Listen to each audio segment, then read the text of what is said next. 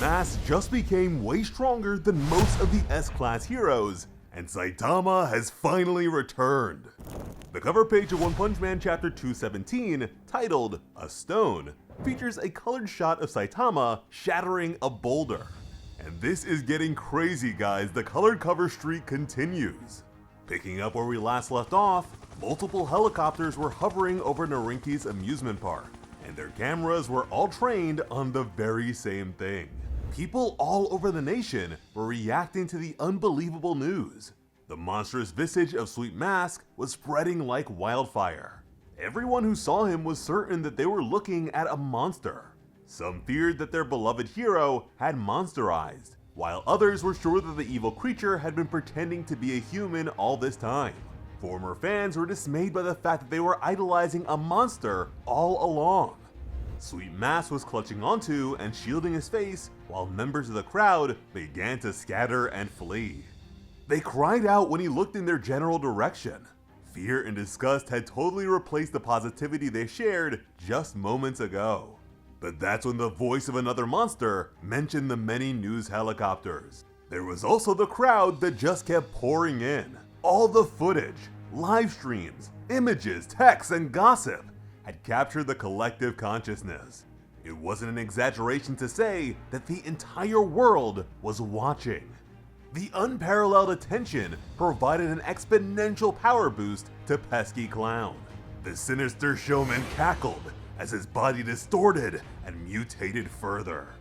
He wondered just how high Sweet Mask was going to take his strength. The monster, who was already a disaster-level dragon threat, was now towering over Sweet Mask. His stomach became another horrific face that screeched its desire to power up even more. And as an upper dragon threat, this lunging colossus is now one of the most powerful monsters in the history of One Punch Man. He crushed the hero between his 4 hands. Then, each arm grabbed a different limb. Pesky Clown was pulling him apart. The crowd could only see this as infighting between 2 dangerous monsters, so they wondered when some real heroes would show up. Veteran members of Sweet Mask's fan club rebuked his existence and cursed him for impersonating their favorite idol. They even begged for the other monster to tear him limb from limb. And at this rate, it wouldn't be long before their wish would be granted. Sweet Mask was sure that now, nobody in the whole world would still see him as a hero. The former poster boy was pulled in towards the maw of Pesky Clown's second face. Sharp fangs dug into his flesh as the monster bit down. But Sweet Mask wasn't done just yet. His eyes shone as he called upon his unrestricted true power. He sprung up and ripped off the stomach's maxilla. Pesky Clown howled in pain. But that was about to be the least of his worries as Sweet Mask spiraled and held his fists overhead. He slammed down on Pesky Clown's big red nose with all his might. The force was great enough to shatter the ground beneath them. But that was just the beginning, because Sweet Mask turned the overpowered monster into mush. This is what I'm talking about. This is One Punch Man greatness. Pesky Clown became nothing more than a puddle of slop. But Sweet Mask wasn't done. He stomped the monster's remains with a wet crunch. But even then, he still wasn't done. He got down on one knee and continued to pound the mess with a hulking fist. With such a brutal and unceasing display, escape suddenly became the only thing on anyone's mind.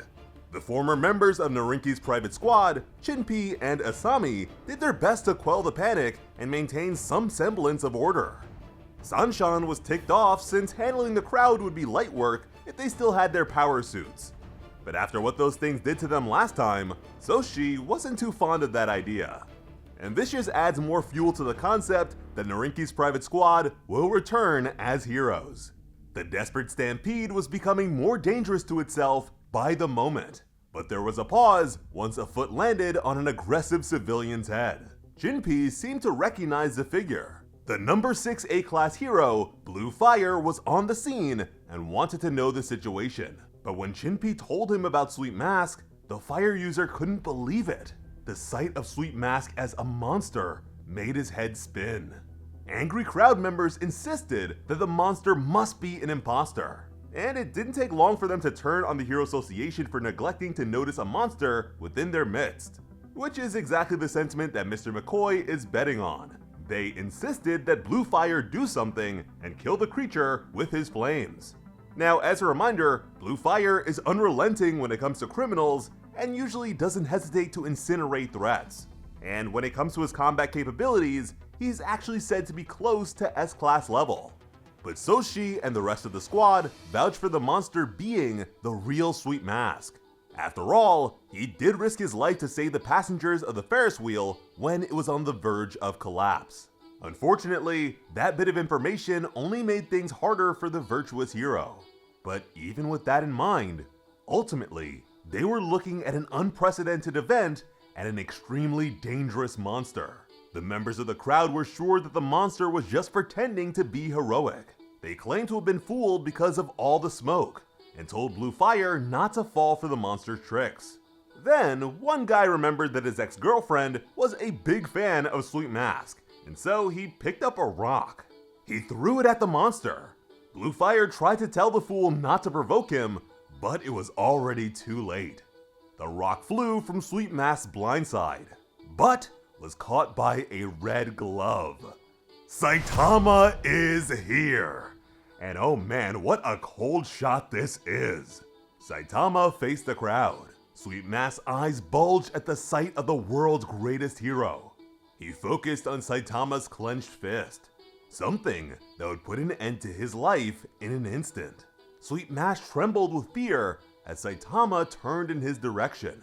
But when the bald man faced him, Sweet Mask's expression shifted to one of surprise. Saitama was smiling. He let Sweet Mask know that he's really cool. And this is one of those rare Saitama compliments.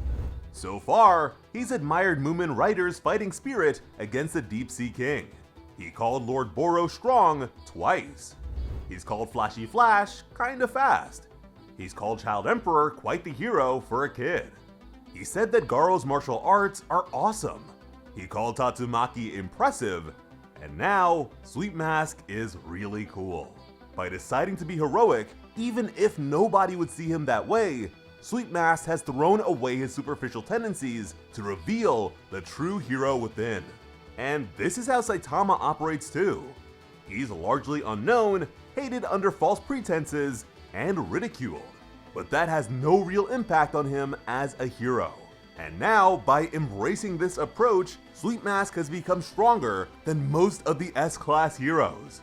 Now, in terms of differences between the manga and the original webcomic version, the contents of this chapter were very faithful. The most notable changes were just the addition of that manga special sauce that made every scene look so much cooler. And I suppose Blue Fire looked a lot more afraid of Sweet Mask in the webcomic version. Now, honestly, One Punch Man Season 3 is like a weekly heartbreak for me at this point, so manga chapters like these really keep me going. And I'm sure I'm not the only one, so I would love to hear what you guys have to say. After this display, how are we feeling about Sweet Mask right now? I for one have the same opinion as Saitama. This guy is really cool. As always, I'm Slice of Otaku. Thank you all so much for watching and have an awesome day. I love you.